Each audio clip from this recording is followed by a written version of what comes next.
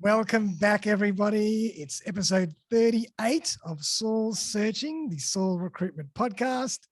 I'm Darren Saul, your host. Hope everybody's doing fantastically well. I have the lovely Charissa Lim with me here today. How are you, Charissa?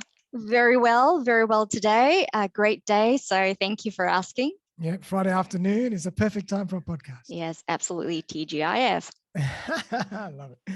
Now, we're going to be chatting today all about using DiSC profiling to recruit and manage your people better. Now, Charissa is a certified DiSC consultant and a huge DiSC advocate. Her passion lies in supporting hiring managers, human resource managers, and recruiters in harnessing the power of DiSC profiling to make recruiting smarter, not harder. I love that. And over the years, there's always been this discussion about psychometric testing. Does it work? Does it not work? Should we include it in our recruitment processes? So we're going to get into that today. And Charissa, I just wanted to say thank you again. Really appreciate you coming on the show and can't wait to get into this discussion. Thanks, Darren. My absolute pleasure. I love it. So let's start at the top. Tell us a bit more about you. Tell us about your story. How did you get into this? Why do you love it so much? I'd love to hear the backstory. Yeah, absolutely. Okay, where do I begin?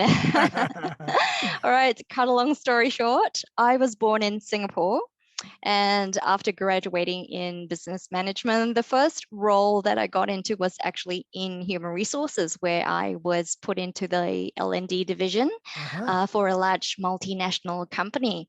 So they asked me to undertake a DiSC assessment or a DiSC certification so we could actually integrate it into the recruitment and employee processes that they had ongoing at the moment, for around 300 staff. Wow. So that's how I got started into DiSCs, and that's been for the past 15 years. So over the 15 years since then, I've had various positions across China, India, and Australia itself. And I've come to appreciate how simple, effective, and powerful DiSC can be in finding out how a person behaves. And this has led me to creating my own bespoke DiSC profiling business around 18 months ago. Love it. And you nice and busy? Yes, fairly busy. Fantastic. And you know what, funny, when you mentioned that, it kind of made sense to me because over the years, there's been more and more attention put on the soft side of things, on the soft skills, empathy, emotional intelligence. And no wonder that DiSC and profiling have kind of picked up a lot over the last few years because it's so important to look after the people, who they are, rather than just what they can do. That's exactly right. So culture fit is one thing, but I'll be sharing a little bit more about how DiSC can help in other ways as well. Oh, fantastic. So let's hear a little bit more about DiSC. For the people that might not know, people might know some other profiling tests out there or profiles because there's so many, but DiSC is one of the biggest. But just maybe give us a quick rundown into, what DiSC is, what does it stand for, how does it work?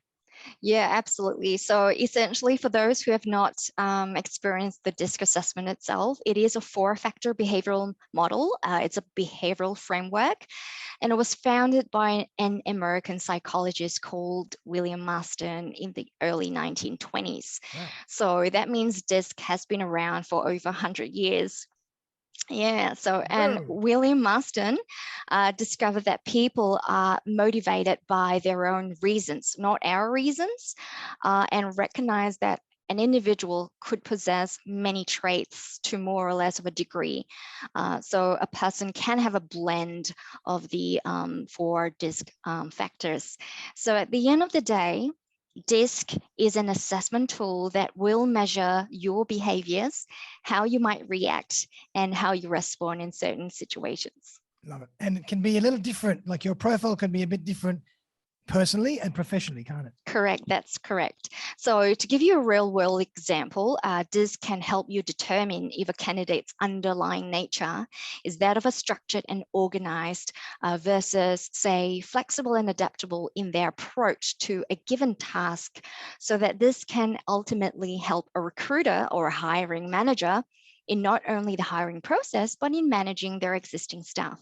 So Love it. that's one of the great benefits of DiSC. Love it. And especially nowadays when there's more and more remote working, Correct. it's even harder to manage people because you're not always physically in front of them. This kind of stuff is really important. Yes. And so the DiSC, tell us about the 4 letters. What do they stand for? Yeah. So in a nutshell, quick crash course in a DiSC. The D DiSC doesn't. 101. So the D doesn't stand for anything specific. It's just an alphabet that represents a group of behavioral traits. But the easiest way to remember what D is that D styles are direct, determined, and dynamic. So I'm giving you all the adjectives that start with the same letter. Sure. Direct, determined, and dynamic people. So any person with a dominant D style, you would find them to be fast-paced and results-oriented. They can be quite strong-willed and forceful in nature. Mm-hmm.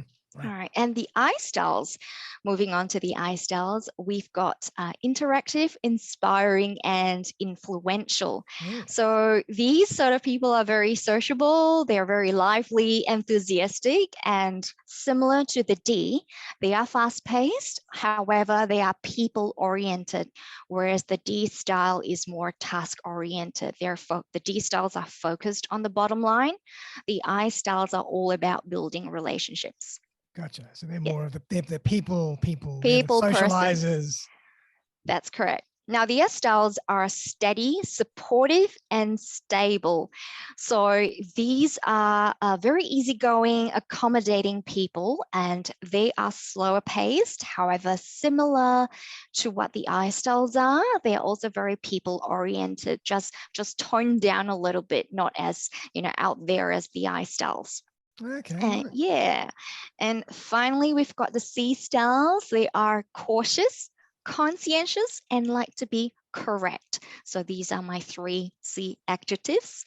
So we're dealing with people who are logical in their thinking, very analytical. They like to follow policies and procedures. So in terms of their general work style, they are slower paced and they're also task oriented, similar to the D style. Gotcha. Love it. And you can generally be dominant or, more expressing one more than the other is usually that's the way it works, is it? That's right. So you will have a dominant style, but there are secondary styles that also help flesh out your overall personality or behavioral traits. Gotcha. Sometimes one will come in before the other. Gotcha. And again, it depends on whether you're in a work situation or whether you're in a personal or home situation. That's correct. But I'm assuming still you'd have some similarities there as well.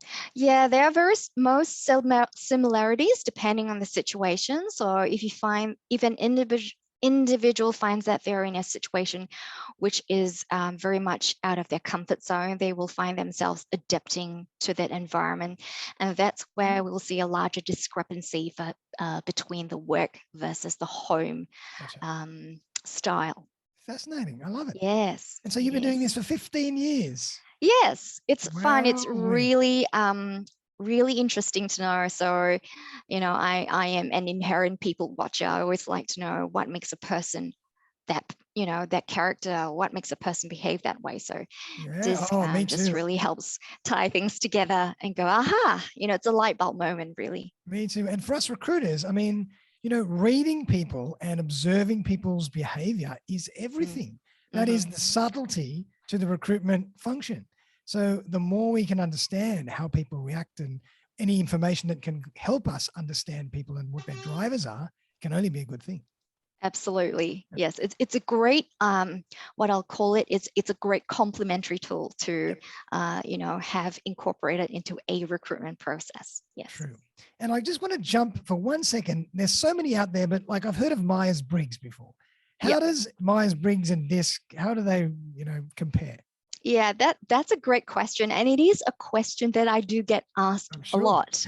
So they're both great tools, but the key difference is that DiSC is geared towards measuring a person's observable behaviors in the workplace, whereas the MyersBriggs, or MBTI, as we know for short, is geared towards looking at a person's overall personality, their values, and also how their brain works on a fundamental level.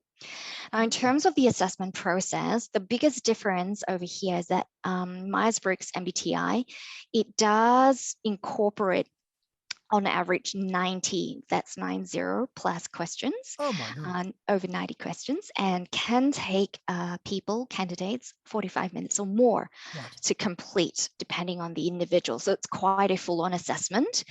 Yeah. The reports themselves can be equally complex.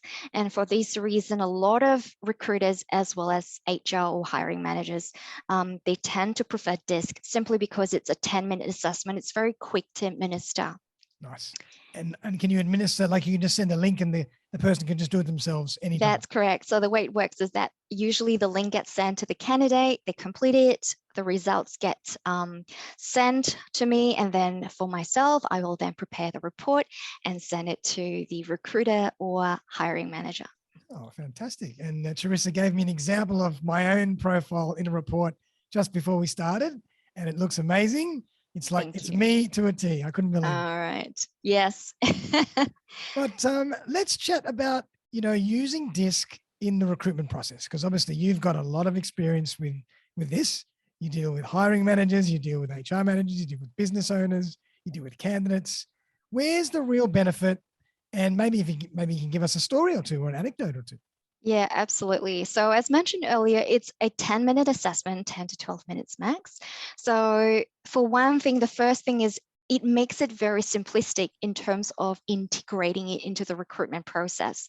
So the DiSC assessment can be administered before the candidate goes for their first interview, for example, or say prior to their second or third round interview. Nice. Yeah. So when you think of the recruitment process, or more importantly, the interview process, you as the recruiter or the hiring manager, and you know your business, Darren, for example, say we're talking about an IT business where you're recruiting IT roles for the employer. You know what technical questions to ask about, say, servers and networks or programming, and you'll be able to determine if the person's qualifications and industry experience are a good fit for that business. Yep. But what you can't potentially and honestly determine is whether the person themselves is a good fit for the business. So the way DiSC comes in is, for example, here's my a real life example. So for example, the role that you're recruiting for might require that person to be very client oriented.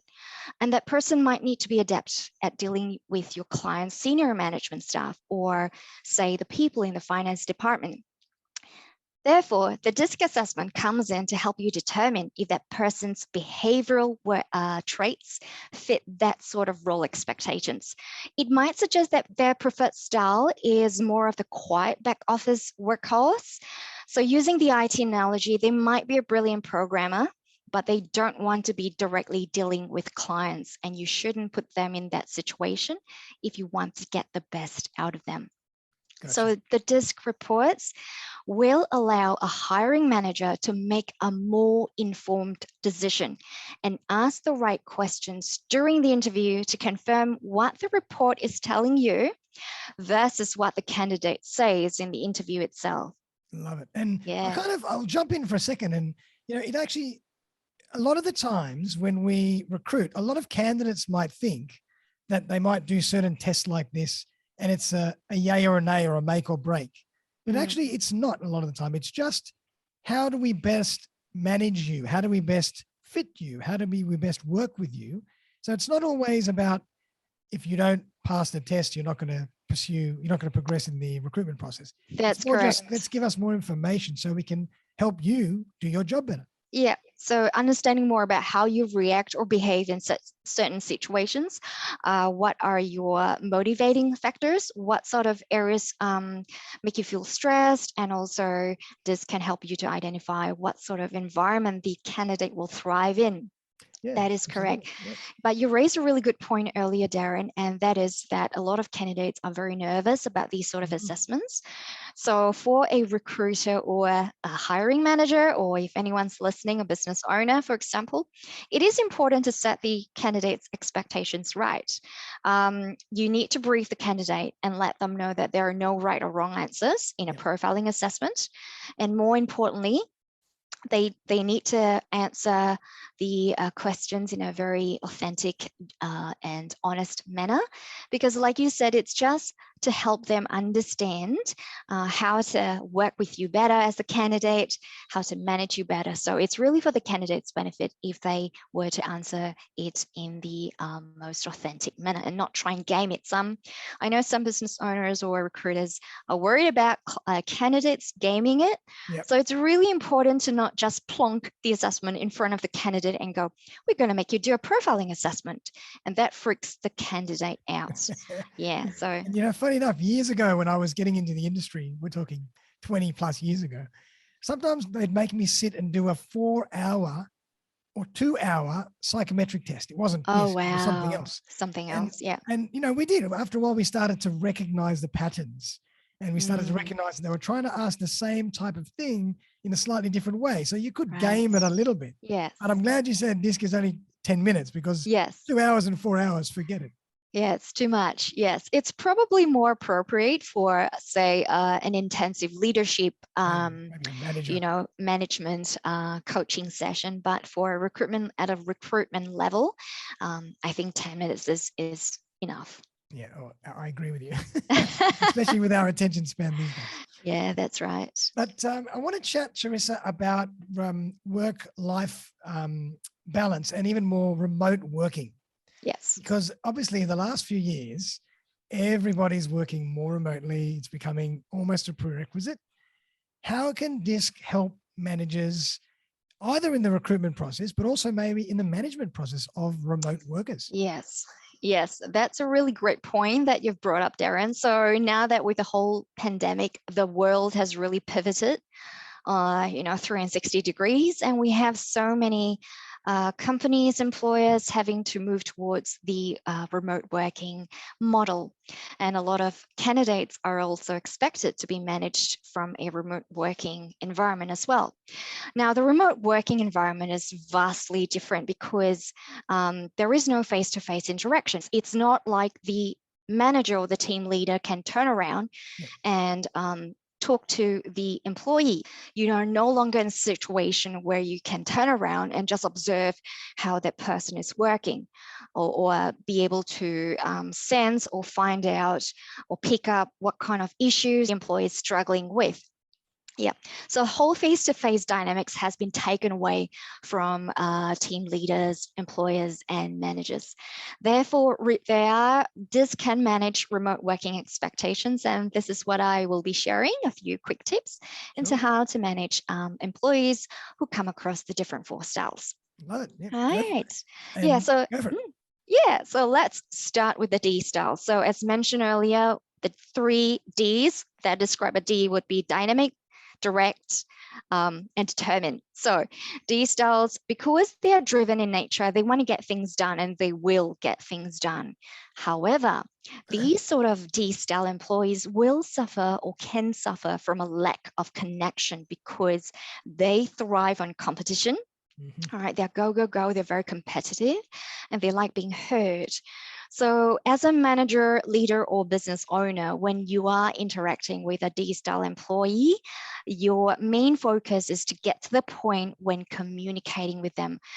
Don't ramble on.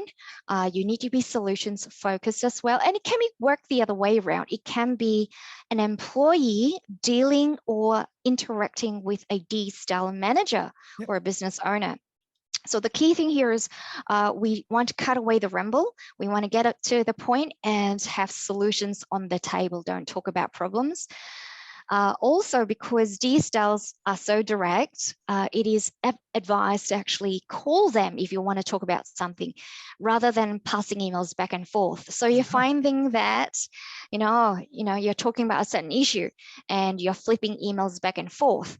It is just best to call a D-style employee and get it sorted out. Yeah, or jump on a Zoom call and just do it face to face. Might even be better. Yeah, that's correct. Because emails back and forth take up too much time, and they hate wasting time. Yep, that makes perfect sense. That's right. It's also important to let D-styles employees be heard. Let them update you or the entire team on their achievements and progresses, because they celebrate wins. They love to win, and they love celebrating their victories.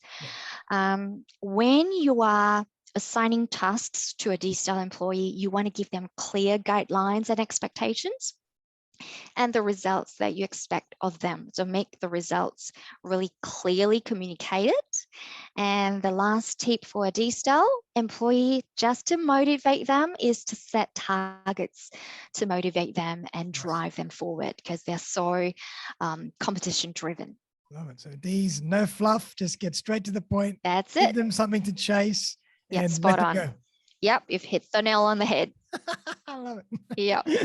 And what about the I? All right, with the I styles, all right, interactive, influential, that sort of thing. So the I style individuals are all about building relationships and having lots of social interaction.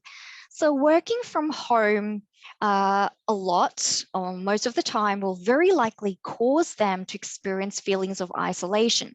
Yeah. And this can impact on their motivation and productivity level. It's a bit of a struggle to get all revved up when they're just sitting in front of the computer with no one around them. That's right. They need attention. They need an audience. That's correct. That is correct. So to motivate an I-style employee, as a manager or a business owner, you want to set up video calls to encourage interactive conversations. They do enjoy seeing themselves on screen or appreciate seeing themselves on screen or seeing others on screen as well. Yep. And it's also important to check in regularly with I-style employees just to make sure that they stay motivated. Love it. You also want to set new goals for the I-styles because they actually do not like routine. They hate predictability and they will get bored if things stay the same for a while. So just be very mindful of this fact. If you feel that there are no new tasks for an I-style employee, it's time to think about changing the scenery a little bit. Nice. Okay. I love Yeah. it. These are great. I love these tips. Thank you. So to keep them engaged, you want to encourage chat via text messages, or if you have an in-house chat app like Slack, Google Chat, Teams, Skype, or any other kinds of messaging apps, do encourage that sort of interaction. So it's important to just check in on them. How's your day? How are you going? That sort of thing. And my last tip is that managers do need to remember to praise or compliment I-styles for a job well done, because this particular style embraces public recognition. So it's also good to acknowledge their achievements in a group email, because they appreciate that sort of thing. My manager has praised me in front of my team, and they just love and bath in that sort of compliment. I love it. And I can just imagine while you're talking, I'm thinking you've got to be very careful not to put an I and a D together, because they'll probably kill each other. Yes and no. Yeah. So every style has some similar traits. So the I and D will work well in a sense together because they're both fast paced. But yes, one's task oriented and one's people oriented. So the I style is more likely to chat and deviate from the task, whereas the D is just very fast focused. But they both work at a fast paced. And so I suppose they can work together. Okay, that's great. And I suppose that's the key as a manager. If you understand all the profiles and all the profiles of your people, then you can start to really adapt to different styles and different needs. I think that's correct. Yep, that is exactly right. Spot on. Yep. All right. Awesome. Now we got the S. The S styles, that's right. So the S style employees will also actually struggle from home because they are also people oriented and they thrive working as part of the team. So very similar to the I styles. They love teamwork, they love collaboration. So they will in fact miss the collaborative atmosphere that an actual physical environment will provide. Therefore, if you are interacting or communicating with an S-style employee, it is important to provide clear step-by-step instructions and encourage questions to make sure that the S-style fully understands what's required. Now, one difference between the S and the I style is that the S styles tend to be a little bit more reserved, held back. So if they're not sure of anything or they disagree with something, they will tend not to voice that out. So, so it's important that the SDAL encourage that sort of conversation. Now, if you notice the SDAL employee facing challenges in their work, you want to encourage them to talk about it and let them know how you can support them. Nice. All right, SDALs love being supportive, but at the same time, they like being supported. Okay, so as for support. Nice. I like Yeah. that.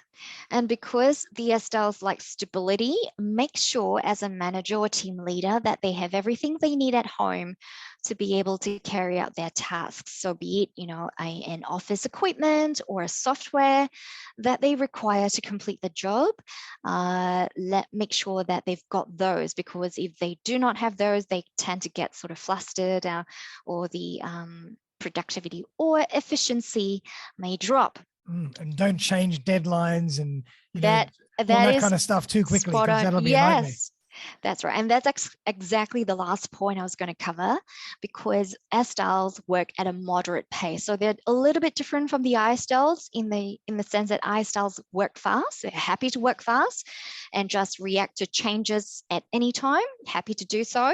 But the SDALs work at a slower pace, a moderate pace. So like you said, it's really important not to rush your SDAL employee to get a task completed or give them sudden last minute deadlines because they just panic. Alternatively, if you feel that something needs to be expedited, it's important to make sure that you set clear, mutually agreed timelines. Make sure that the SDAL agrees to it. Once they commit to it, they say, yes, I can do it, they actually will make it happen. Okay, awesome.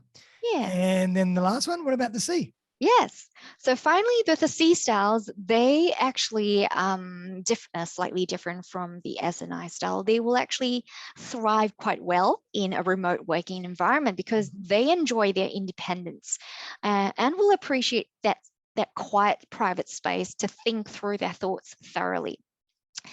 And because they don't like people interaction as much, you may notice that if you're a manager or a team leader having a Zoom meeting, that C-style employee prefers to turn their video off as much as possible. They just do not want to see themselves on screen.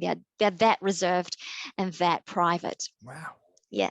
So in terms of communicating or just managing them in general, it's important to give them written communication. They appreciate written communication, basically things in black and white.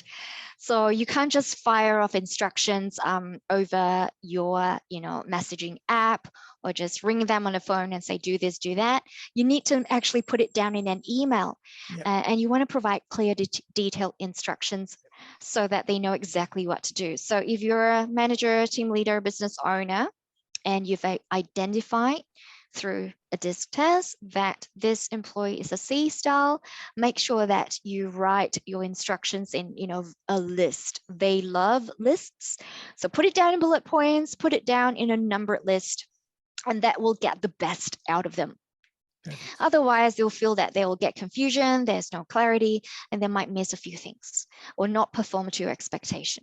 So they're the ones that say, after you've gone through half an hour of discussion, they're the ones that say, can you just email me a little outline of what we just discussed? Yeah, just to summarize. Can you summarize that sort of thing? That's correct. Right, okay. So in terms of checking in on them to look after their welfare, you want to make sure that you schedule check-in times. Don't just pop up on them, so that they actually don't feel they're being micromanaged. Nice. All right, because they like their own little space to work on their own, and any interruption is just, it's going to affect their productivity.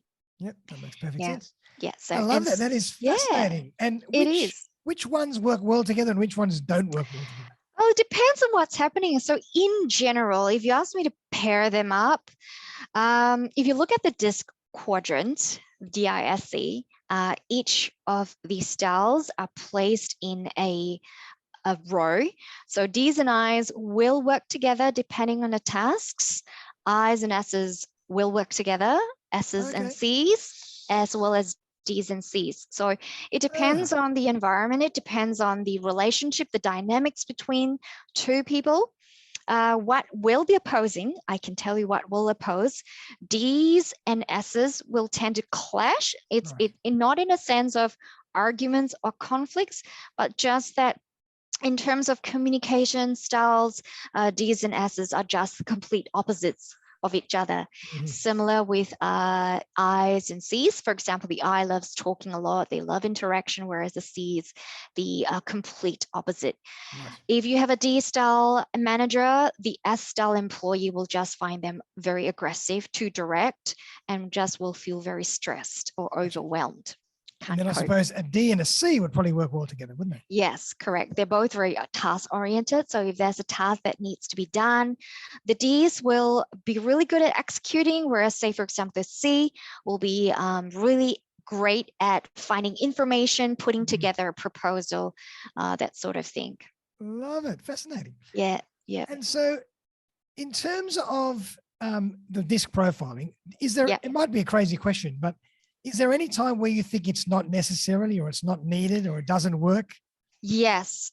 So there are, DiSC is not, you know, the magic pill. There are times when DiSC is not going to be helpful in certain situations. So for example, when there are complex office politics or serious issues within the business, DiSC is not going to help you, in my personal and professional opinion, resolve this, or more importantly, deal with the affected staff.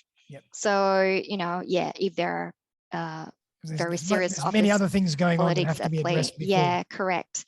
But interestingly, if you're an individual and you find yourself in that sort of, you know, office politics environment, and you feel that it's altered your behaviors, DiSC in some circumstances can confirm that because of the whole, you know, work versus personal style. Yeah. So I'll give an example. I was dealing with a career coach recently. One of them engaged my services on behalf of their coaching client. And when I looked at the person's report, I told the career coach that, look, I feel that this person is all over the place. At work, they're trying to be one style. So they're trying to be a people pleaser. And then at home, they are trying to run things like a military operation. And neither of those approaches are working well. It doesn't seem to reflect them at their core level. So the career coach did come back to me and say that, hey, that was actually really spot on. Her client identified with that. So yeah, so office politics, serious issues. Another thing that DiSC will not be able to measure, if you're expecting DiSC to tell you, would be parts of a person's personality. For example, their sense of humor, how good they are with managing their finances, their level of loyalty. DiSC can't exactly measure that, as well as, you know, how their ethics, you know, how ethical they are. So these are not areas DiSC measures. And I suppose just in terms of how they fit into a particular work culture, you can fit in to a degree if you understand the profiles of the people, but there's a nuance to the culture of any organization. So that comes where you just add a bit of intuition. That's correct. However, DiSC does give you a really good insight into whether this person is going to fit well into the work culture. So for example, a really great example is a work culture that's very fast-paced, lots of changes happening, go, go, go. A C style will really struggle with it. Makes sense. Okay, similarly, a traditional type of workplace where things are set in stone, changes are slow to happen, a D style or an I style will struggle with that as well. They will find that, you know, that's things are just not working out the way I want. I can't make change happen the way I want it to, and it's likely that they're not going to stay long in that position in that company. They'll get frustrated. Yes, that's correct. And I suppose as you're talking, I'm thinking another great thing to think about is if you're a manager and you're about to promote someone in your team, very careful to promote the right personality for that particular job. Because if that job requires certain things and that person is the antithesis of that, it's not going to work. Yeah, so there's a bit of this to promotion. So it doesn't mean that, you know, a certain style can be promoted or can get into a position. So a manager or all DiSC styles are suited to be managers, but knowing their DiSC style helps in finding out what this person's limitations are. And the company or the manager will then have to find, say, mentoring programs or coaching programs to get the person to that particular level. So if you're promoting, say, an S-style to be a manager of a team, the S-styles are really soft-spoken. They're very gentle, accommodating, and they will actually find it really hard to give someone hard or tough feedback. So in that sort of situation, if someone who is an S-style is you feel that they have potential to be promoted, they do need to be given that sort of growth opportunity in terms of how to, provide constructive, firm feedback, because that's one area that they will struggle in. Awesome. So it's good to know that these traits are coachable to a degree. Absolutely. DiSC is not set in stone. There is no profile that is worse than the other or better than the other.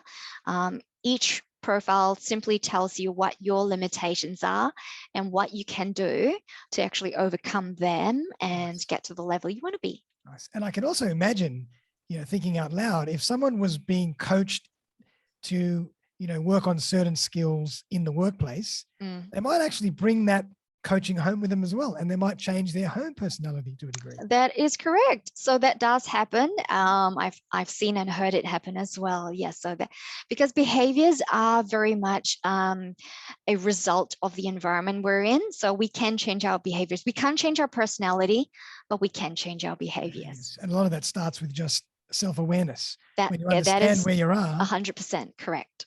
Yes. And you recognize your certain traits, then you can start to work on them, and it starts to affect the rest of your life as well. That is absolutely correct. Yes. Fascinating. I love it. So Charissa, tell us more about how you actually work with people or organizations. Do you have a particular way that you work with individuals versus corporates? Tell us more about how you work. Yes, so my reports are entirely bespoke. There are many providers out there who resell a white label product. So the way I work is that I've built my platform from the ground up.